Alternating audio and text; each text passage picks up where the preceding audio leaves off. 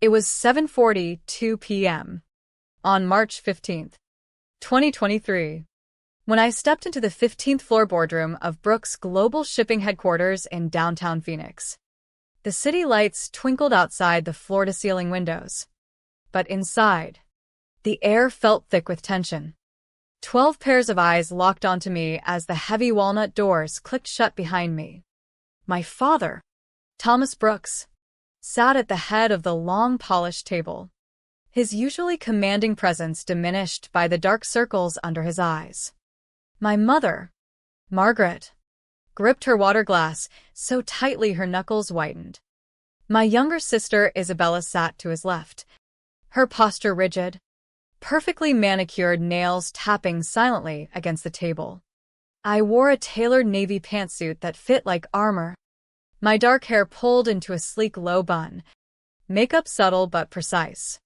I looked every bit the successful executive I had become, not the sensitive dreamer they'd always labeled me.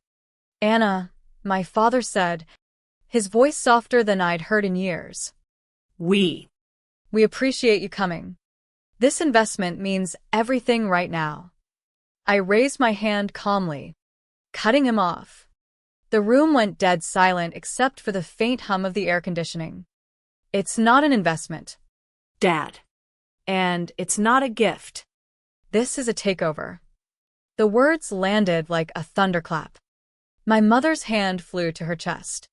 Isabella's eyes widened in disbelief. Board members shifted in their leather chairs, exchanging uneasy glances. I could see the calculations flashing across their faces, the same people who had watched my parents build this logistics empire from a small trucking operation in the 1980s into a multi-hundred-million-dollar company. They thought I was here to save them out of desperation for approval. They had no idea this moment was the culmination of years of careful planning. Let me take you back. Because to understand how we reached this explosive point, you have to see where it all began. I grew up in a sprawling estate on the outskirts of Phoenix, surrounded by citrus groves and desert views that most people would kill for. But inside those walls, love was never freely given. It was earned through achievements. And somehow, I was always coming up short compared to my sister Isabella, 2 years younger but light years ahead in our parents' eyes. From childhood, the comparisons were constant and cutting. Isabella had our father's sharp business mind and our mother's unyielding drive. I was the artistic one, the sensitive child who cried too easily and dreamed too big. At family dinners, guests would hear glowing stories about Isabella winning spelling bees or science fairs while my report cards earned polite nods at best. "Anna tries hard," my mother would say with that tight smile that never reached her eyes. But Isabella just has that natural spark. By high school, it had evolved into something more damaging. My acceptance to the University of Washington with a partial scholarship was met with lukewarm praise. Isabella's early admission to a prestigious business program at the University of Chicago, they threw a party. When I landed my first internship at a respected data analytics firm in Seattle after college, my mother dismissed it at a garden party. "Anna's playing with numbers up in Seattle. Cute." Really? Isabella's already interning with major clients at the family firm. I remember one particular July evening in 2015 with painful clarity. I'd flown home excited to share my promotion to senior analyst. Our predictive modeling had boosted client retention by over 40%. At the dinner table with potential investors, I tried to interject. My mother waved it off with a light laugh. "Numbers and spreadsheets, that's Anna's little hobby. Isabella just closed a major contract worth tens of millions for the Asian routes. That's real impact." The sting lingered long after the guests left. When I confronted her privately, she looked genuinely puzzled. "Don't be so sensitive, Anna. Business is tough. If you can't handle feedback, you'll never succeed." My father, overhearing, added dismissively, "Your sister was overseeing accounts triple your scale at your age. Focus on your own path instead of comparing." These moments chipped away at me, but I kept pushing. In 2017, money my grandmother had earmarked specifically for my graduate studies was quietly redirected to fund Isabella's international business development trip. When I questioned it, my father explained patiently, as if to a child. This benefits the whole family business. Anna. Bigger picture. By early 2019, I was secretly developing ideas for what would become Horizon Predictive Solutions, a startup focused on AI-driven predictive analytics for supply chain logistics. When I called my father to share the concept, his heavy sigh said everything. Another tech startup? Those fail by the dozen in Silicon Valley. You're too sensitive to criticism. Always have been. That's why Isabella thrives while you're chasing dreams. Each dismissal hurt, but it also fueled something deeper. I stopped sharing my progress entirely. No more updates on promotions or projects. I built walls around my professional life, focusing my energy where it was valued, far from Phoenix. Then came December 18th, 2019. The annual Brooks Global Shipping Holiday Gala at a luxurious estate outside Denver. Despite everything, some part of me still craved their recognition. So I flew in, bought an expensive dress I could barely afford, and steeled myself. The ballroom sparkled with chandeliers and industry elites. Isabella worked the room effortlessly, charming investors while our parents beamed with pride, touching her arm affectionately. I nursed a champagne flute alone by the bar when my father took the stage for his annual speech. My heart skipped when he addressed rumors about succession. Many have asked about my eldest daughter Anna joining the executive team. For a split second, hope flickered. Then his gaze found mine across the room, and that fleeting softness vanished. We support Anna's personal projects, but the future of Brooks Global rests with Isabella and our proven leadership team. He raised his glass. To Isabella, the true successor. Applause erupted. My mother glowed. Isabella accepted with graceful humility. I stood frozen. Champagne forgotten. Something inside me shattering irrevocably. I barely remember leaving. Later, in the parking lot, gripping my rental car's wheel in the dark, tears of pure rage streamed down my face, not sadness, but clarifying fury that burned away years of doubt. My father found me there. "You're making a scene," he said quietly. When I challenged why nothing I did was ever enough, He sighed. it was a joke. "You're too sensitive." He walked away, back to the lights and applause. In that moment, sitting alone in the cold desert night air, I made my decision. I would build something undeniable, something so vital to their industry that they would have no choice but to see my worth. And when they finally did, I would use it to take everything back. I returned to Seattle transformed. The vague idea for Horizon Predictive Solutions crystallized into a laser-focused mission, real-time AI predictive analytics specifically for supply chain optimization and logistics, identifying delays, inefficiencies, and risks before they cost millions. The very problems plaguing companies like my parents. For 6 grueling months, I worked 18-hour days. I cashed out retirement savings, sold my condo, and squeezed into a tiny studio to stretch every dollar. Coding prototypes late into the night, refining algorithms, building pitch decks.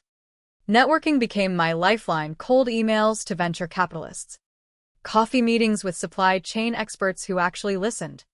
In July 2020, Horizon launched with a modest $2 million seed round from a respected West Coast firm. Our platform wasn't just software, it was revolutionary, using machine learning to forecast disruptions with over 90% accuracy in early tests. I hired a small team of driven misfits who shared my hunger to prove themselves. We operated out of a converted warehouse in Seattle's industrial area, walls covered in code scribbles and flowcharts. I pushed everyone hard, including myself. This wasn't just business, it was my redemption. By late 2021, we'd raised an $8 million Series A. Clients included major non-competing Fortune 500 firms. My equity stake pushed my personal net worth to around $7 million. I repurchased and expanded my condo overlooking Elliott Bay. Throughout this ascent, contact with my family stayed minimal, polite holiday texts, vague "tech is going well" responses. They never dug deeper. Isabella occasionally shared her wins. I deflected. Meanwhile, I monitored Brooks Global through industry reports and discrete channels. The company was still profitable but cracking. Outdated tech. Missed digital shifts. Key clients defecting. Quarterly losses emerging by 2022. I made my first quiet move using a shell company to acquire small stakes in service providers to Brooks Global, gaining insider operational insights without raising flags. Their inefficiencies, precisely what Horizon solved, were hemorrhaging cash. By December 2022, Horizon was valued at $40 million with exceptional retention rates. We'd grown to nearly 30 employees in sleek downtown offices. Media buzz began, profiles and industry pubs calling me a rising star in supply chain tech. Brooks Global, meanwhile, reported significant losses, stock sliding, analysts questioning long-term viability. It was time. I compiled records of years of emotional neglect alongside financial data. In January 2023, I met with Patricia Whitfield, a top corporate attorney specializing in complex restructurings. After laying out everything, the favoritism, dismissals, the gala, she studied me. Revenge via business? Risky. But there's a legitimate case here. Undervalued company. Mismanagement evidence. We planned meticulously around their precarious Q1 position. What I didn't expect was an unlikely ally, Jenna, Isabella's executive assistant, reaching out via encrypted email. In a tense video call, she revealed years of belittlement under my family. I've seen the real numbers. They're misleading stakeholders. I want out, and I have proof you'd find useful. In exchange for a role at Horizon, she delivered damning internal documents showing the company needed at least $5 million immediately or face layoffs and defaults. The final pieces locked into place. I prepared wire transfers, dual document sets, and flew to Phoenix on March 14th. Checking into the Four Seasons, sleep evaded me as I rehearsed every angle. Legally sound, emotionally armored. The next morning, I entered the marble lobby unrecognized at first. Security escorted me up. The boardroom doors opened to frozen silence as I stepped in during their crisis meeting. Slides showed dire projections. Anna, my father half rose. "What are you doing here?" I moved to the projector, inserted my drive, and began my presentation without invitation. First slide, their Q4 losses, $3.2 million. Murmurs. Next, projected Q1 shortfalls. Isabella demanded I leave. Final slides, Horizon's $40 million valuation. My $12 million personal assets. Our specialized supply chain tech. Silence. "I built this company," I said evenly. "While you dismissed me, I created exactly what Brooks Global desperately needs." My mother paled. You. Did what? My father flushed. Isabella leaned in, nails digging into the table. Why now? I faced the board. I'm prepared to wire $5 million today to stabilize operations and prevent immediate collapse. But conditions apply: board seat, public acknowledgement, and a shareholder vote on new executive leadership. The room chilled. My father called it a hostile takeover. My mother hissed about family. I countered calmly. Business was always separate when convenient for them. Evidence of mismanagement and fund diversions for personal use sealed it. Documents slid across the table. Board members exchanged looks. After tense debate, a motion passed accepting the funds and seat. Pending review. 9 votes yes. Isabella hesitated, but raised her hand too. My parents sat defeated. With taps on my phone. $5 million transferred. Confirmation emails pinged.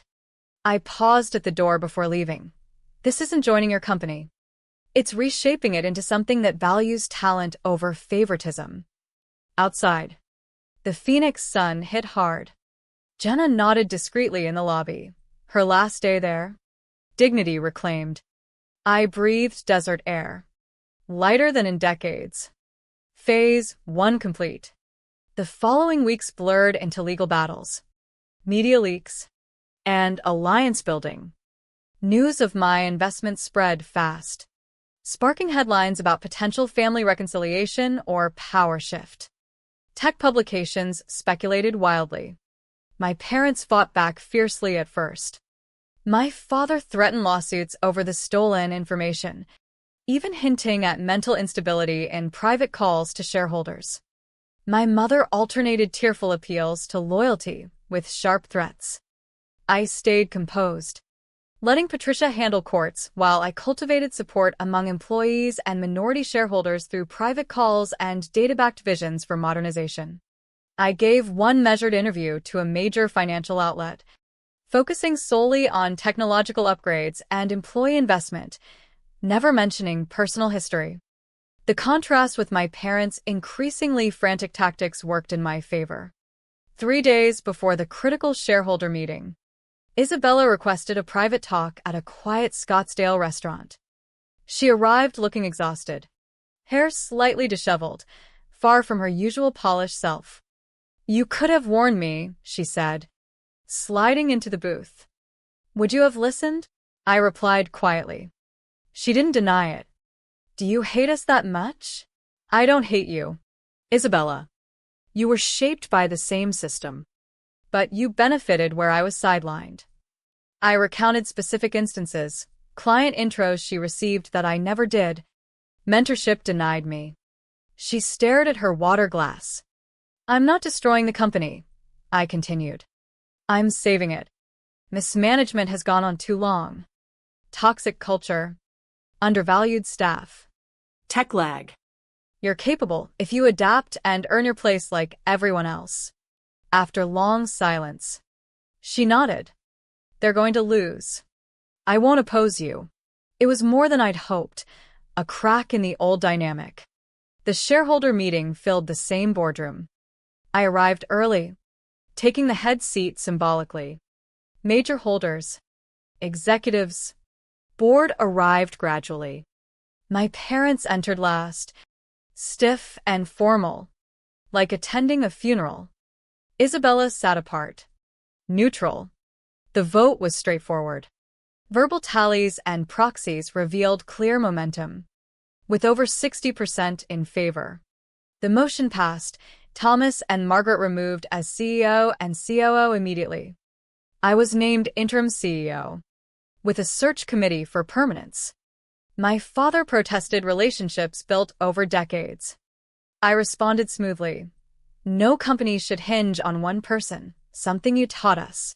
My mother restrained him. They left silently, the empire they'd built slipping away. The months that followed transformed everything. Splitting time between Seattle and Phoenix, I oversaw integration of Horizon's platform across Brooks' global operations. We rebranded to Legacy Freight Solutions, honoring roots while signaling renewal. Heavy investment in training, tech upgrades. Some old executives departed unwilling to change. Others flourished with new freedom to innovate. Jenna became an invaluable chief of staff. Isabella transitioned to business development, leveraging networks without direct leadership conflict. Employee satisfaction soared. Revenue trends reversed positively. My parents withdrew to their Sedona vacation home, cutting contact. The sting of their silence lingered in quiet moments. Vengeance achieved, but old wounds ached. 6 months later, first earnings under new leadership showed 15% revenue growth. 22% cost reductions. Satisfaction jumping dramatically. Stock nearly doubled. Media praised the turnaround, features highlighting innovation over legacy drama. Exactly 1 year after the boardroom confrontation.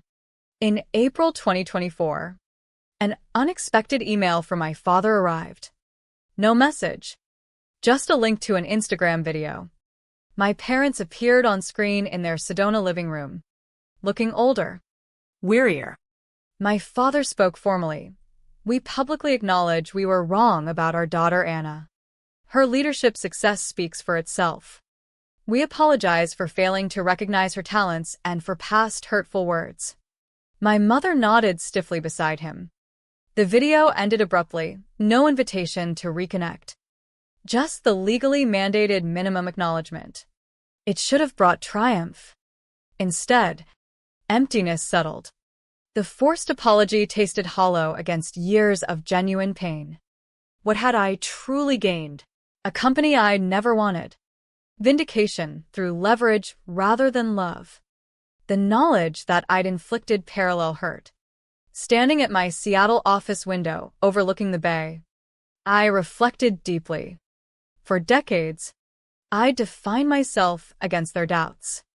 Then by proving them wrong through destruction. Now, At the peak, I saw I needed to define myself by creation, not retaliation. The next day, I announced plans to step down as CEO of Legacy Freight once a strong external candidate was found. I'd retain board role and ownership, but refocus on Horizon Predictive Solutions, expanding into healthcare logistics and clean energy sectors. 3 months later, we appointed a talented outsider CEO bringing unbiased perspective. I attended her first board meeting, then withdrew from daily operations. Back in Austin, Seattle, Horizon grew rapidly, 60 employees, larger offices, Series B funding valuing us near $90 million. Purpose returned, rooted in my vision rather than reaction. Isabella and I built a cautious professional rapport, occasionally warmer. My parents stayed distant but sent a formal note congratulating Horizon's Forbes feature. Healing isn't always full reconciliation. Some scars remain. But I've built a chosen family, friends, colleagues, mentors who value me inherently. Legacy Freight achieved record quarters. I express board pride publicly. Yet my identity no longer ties to that success. If my story teaches anything, it's that external validation, even through spectacular revenge, can't fill internal voids. Your worth isn't measured by doubters' opinions or disproving them. True freedom comes when their judgment becomes irrelevant, replaced by self-defined purpose and contributions that matter. I am Anna Brooks. I built a thriving tech company from scratch. I executed a complex corporate restructuring. I reshaped a family legacy. But most importantly, I am enough exactly as I am, no longer needing confirmation from anyone else.